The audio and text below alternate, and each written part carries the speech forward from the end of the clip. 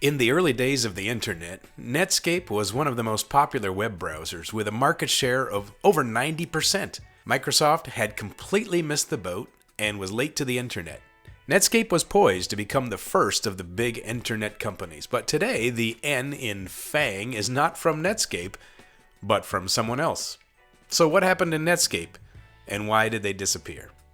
In the late 1990s, Microsoft entered the browser market with Internet Explorer and began using its dominance in the operating system market to push Internet Explorer as the preferred browser for personal computers.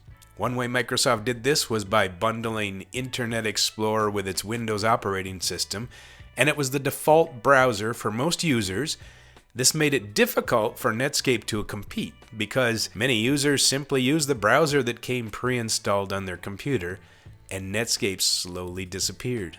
Additionally, Microsoft used its financial resources to invest in marketing and development, and Netscape, as a much smaller company, struggled to keep up. This resulted in the Internet Explorer becoming the most popular browser and Netscape slowly fading away. Finally, in 1998, AOL, who by this time was the parent of Netscape, announced that it would be releasing the source code, and Netscape Navigator became the Mozilla open source project. However, the federal government recognized Microsoft's hard-hitting tactics, and they began to investigate Microsoft for an antitrust case.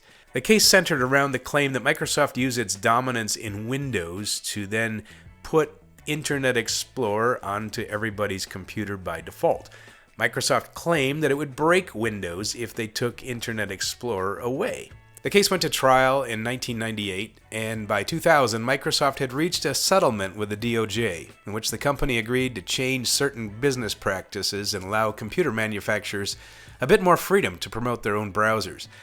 However, by this time, Netscape was pretty much gone, and Microsoft didn't have to admit any wrongdoing. The case and its outcome were significant because it marked one of the most high-profile antitrust cases in the United States history. And it's a precedent for future cases, which maybe even like right now are going on with Google's dominant search position and Apple's App Store position. Both of these are being followed closely by people that worked with the case against Microsoft. So how did the case against Microsoft affect the company following 2000? So it had a significant effect on Microsoft's reputation. So before this case, Microsoft was super dominant with 90% of all desktops. Today they're a major company, but certainly nothing like they could have been. Google, for example, dominates in search, and YouTube dominates in video. Facebook is in social media. All of these could have been Microsoft's realm, but they were somewhat of a crippled and cautious company after the case. So Internet Explorer had a rise to popularity, but then began to decline. One of the major factors was better browsers that came along. Google, Chrome, and Mozilla Firefox were using standards that were different than Internet Explorer. IE was criticized for its lack of support, for example, in JavaScript, the programming language behind most dynamic web pages. Programming for Internet Explorer was a special case, and it annoyed programmers to the point where they began to not even support the browser. So the market share began to decline. By 2015, Microsoft announced that it would not even be supporting IE, and instead followed the trend and created Microsoft Edge, which is pretty much like Chrome, but with a Microsoft label on it.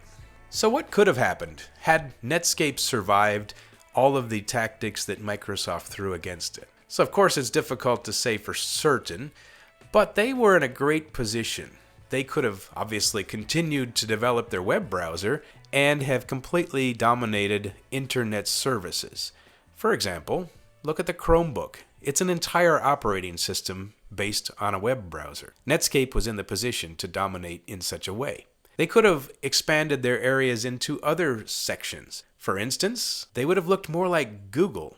People from Netscape went to Google afterwards to work for them. So Netscape could have developed products that were morphing into the Web 2.0 or social media such as Google Talk or Google Hangouts. Instead, the company had to put all of their attention and energy into the browser's wars against Microsoft, which they eventually lost. However, they could have been either the acquirer of companies such as YouTube, or they could have been acquired by somebody else.